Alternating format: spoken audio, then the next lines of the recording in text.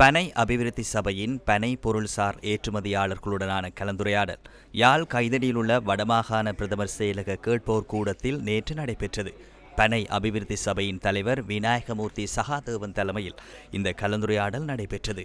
குறித்த கலந்துரையாடலில் கடற்றொழில் அமைச்சர் ராமலிங்கம் சந்திரசேகரன், இலங்கைக்கான இந்திய துணை தூதுவர் ஸ்ரீ சாய் முரளி, வடமாகாண பிரதம செயலாளர் எல் இளங்கோவன், யாழ் மாவட்ட அரசாங்க அதிபர் மானா பிரதீபன், பனை பொருள்சார் ஏற்றுமதியாளர்கள், உற்பத்தியாளர்கள் உள்ளிட்ட பலரும் கலந்து கொண்டிருந்தனர். பனை அபிவிருத்தி சபையின் சார்பில் 2004 ஆண்டு கிட்டத்தட்ட 1 லட்சம் தொழிலாளர் வேலை செய்த இடத்தில் இன்றைக்கு பதிவில் இருப்பவர்கள் 6000-7000 பேர்.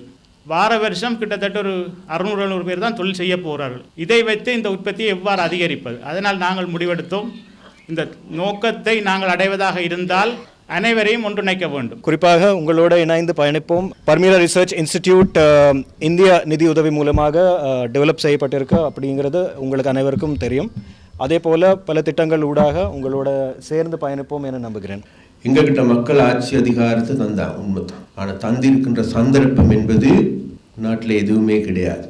எங்களுடைய தேசிய உற்பத்திக்கு முன்னுரிமை அளிப்பதன் மூலமாகவே அந்த தேசிய உற்பத்திக்கு முன்னுரிமை அளித்து எங்களுடைய தேசிய உற்பத்தியாளர்களை ஊக்குவிப்பதன் மூலமாக அந்த ஊக்குவிப்பு வேலைகளுக்கு எங்களுடைய பனை மரம் பெரிய செல்வாக்கை செலுத்துகின்ற ஒரு பணி என்பதை நாங்கள் நன்கு புரிந்து கொள்கிறோம்.